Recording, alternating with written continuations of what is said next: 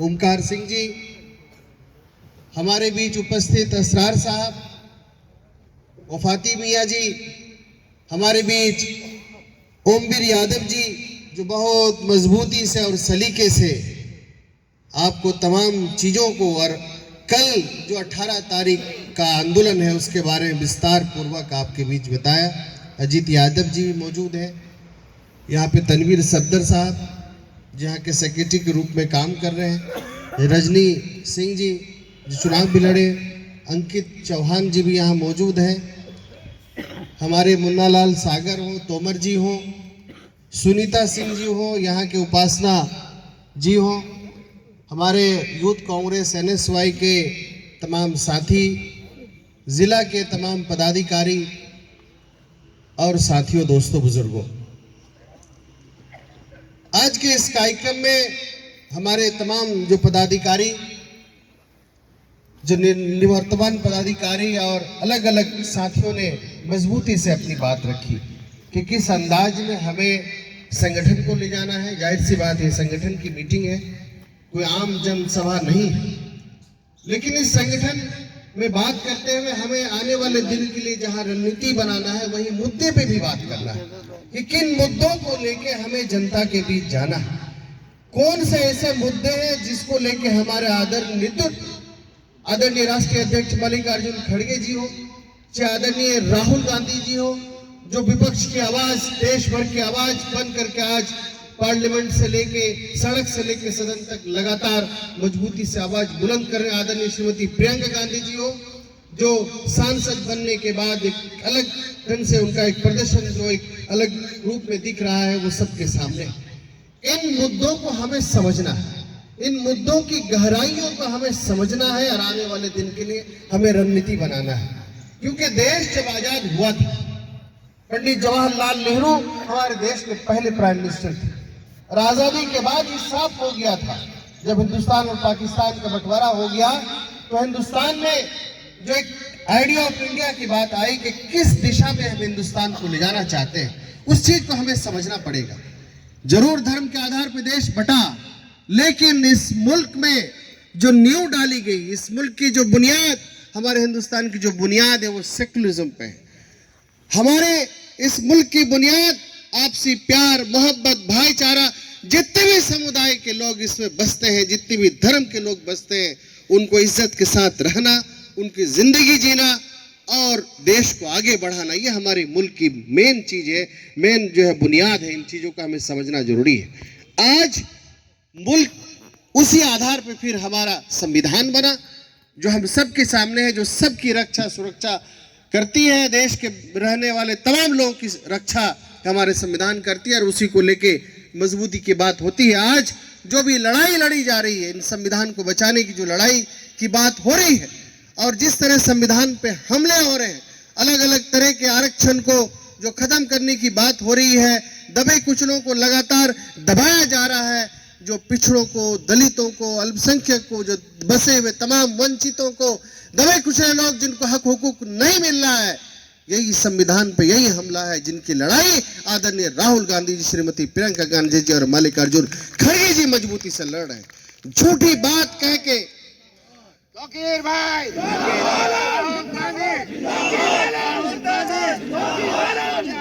कल जिस तरह से प्रधानमंत्री ने झूठी बात कह के पार्लियामेंट के अंदर देश को, क्या हुआ भैया, जो प्रोविजनल असेंबली था, पार्लियामेंट था, उसमें संशोधन करके वहीं से पंडित जवाहरलाल नेहरू ने जो है गलत परंपरा की शुरुआत की। खुद जो है प्रधानमंत्री झूठ बोल के गए। आज हमारे कांग्रेस के राष्ट्रीय अध्यक्ष ने विस्तार पूर्वक कहा कि उस वक्त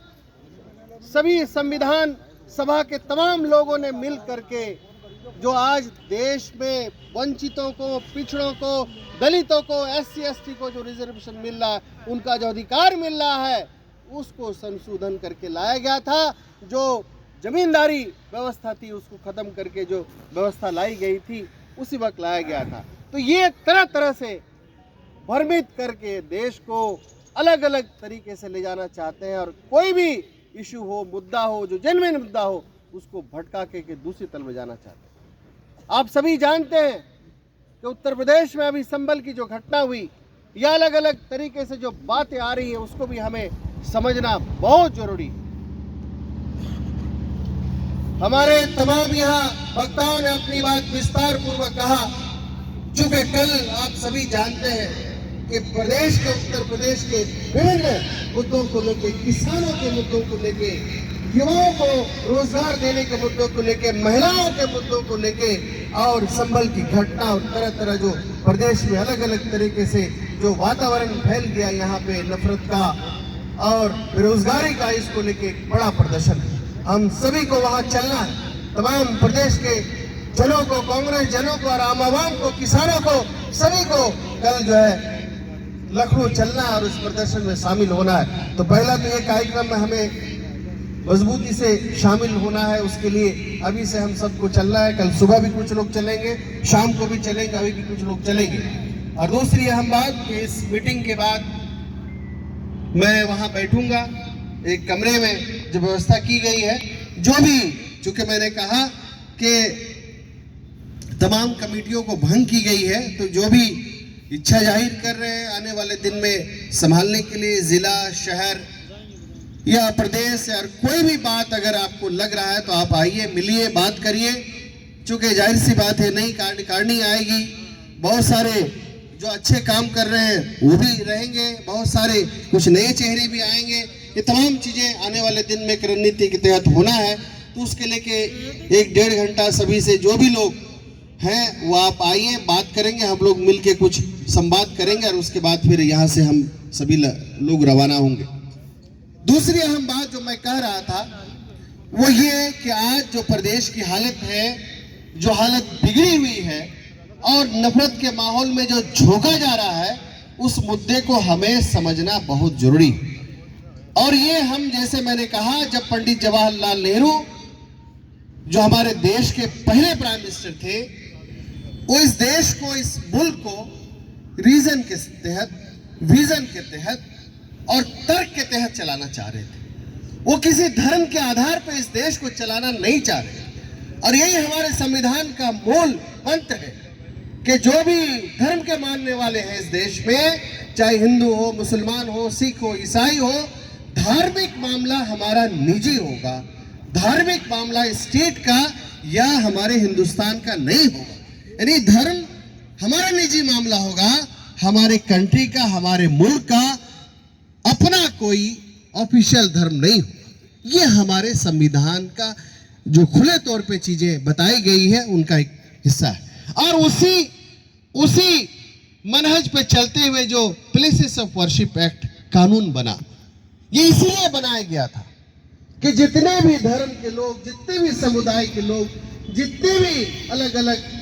तहजीब के मानने वाले लोग हमारे मुल्क में हैं, सबकी रक्षा सुरक्षा की जाएगी। और वो चाहे जिस धर्म के मानने वाले हो, और जहां जो मंदिर हो, मस्जिद हो, गुरुद्वारा हो, चर्च हो, जहां जो भी है 1947, 15 अगस्त 1947 के बाद जहां है, उसकी व्यवस्था वैसी बनी रही। साफ तौर पे उस एक्ट में लिखा गया तो उस पे अगर कोई कानून चल रहा था, कोई अगर उस पे पहले से केस दर्ज था, वो केस भी इनवैलिड हो जाएगा। उस पे कोई नया केस भी नहीं होगा। सिर्फ बाबरी मस्जिद को छोड़ के तमाम प्लेसेस ऑफ वर्शिप एक्ट वैसी हालत में रही। ये हमारे संविधान का हिस्सा है, हमारे कानून है। आज उसको तोड़ मोड़ के अलग अलग ढंग से सर्वे करके अलग अलग ढंग से इस देश के माहौल को बिगड़ा गया। देश के माहौल को हिंदू मुसलमान में लाके, चूंकि ये रोजगार दे नहीं पा रहे, तमाम देश की पूंजी संपत्ति को अदानी के हाथ में गिरवी रख रहे, देश के पार्लियामेंट से लेके तमाम ऐसी चीजें, कुछ ऐसे सांसद यहाँ पे सत्ता पक्ष के हैं जो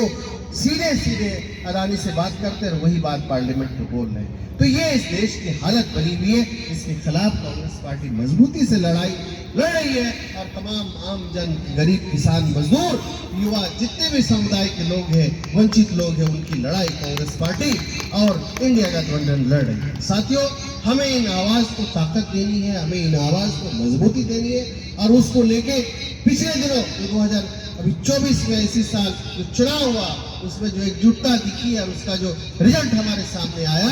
वो देश के लिए, आने वाले दिन के लिए कहीं न कहीं एक मशाल है, और उसको उसी नहज पे आने वाले दिन में और मजबूती की जाएगी, उसके लिए लड़ाई भी जारी है। तो मैं आज आपके सामने इन्हीं चंद बातों के साथ कि हमारी जो भी कार्यकाल रहा है, जो भी हमारे कार्यकारिणी के सदस्य हैं, जब तक नई कार्यकारिणी नहीं आती उसी रूप में काम करेंगे। जो बहुत सारे लोग अलग अलग उनको जिम्मेदारी दी जाएगी, हो सकता है कुछ लोग जो जिम्मेदारी जिस पद पे थे, हो सकता है दूसरी जिम्मेदारी दी जाए, हो सकता है वही फिर जिम्मेदारी, ये अलग अलग तरह की बातें आने वाले दिन में आपको सामने आएगी, देखने को मिली। ये तब होगा जब आपकी बात सब जितने भी पार्टी पदाधिकारी दिल से चाहने वाले पार्टी को सबकी बातों को लेकर एकजुट किया जाएगा, फिर प्रदेश में बैठ के इन तमाम चीजों पे मंथन किया जाएगा और फिर एक जो है रणनीति के तहत कार्यकारिणी का गठन होगा। तो इन बातों को लेकर हम लोग अभी चर्चा करेंगे। कल मजबूती के साथ, हमें पूरी ताकत के साथ, पूरी शक्ति के साथ, ईमानदारी के साथ कल जो है लखनऊ पहुंचना है, और उसमें जो है असेंबली का घेराव करने में हमारे तमाम साथी जो है मौजूद हैं, मजबूती से वहां पहुंचना है। और साथ ही साथ हमारे जो नेतृत्व जो पार्लियामेंट के अंदर और पार्लियामेंट के बाहर लगातार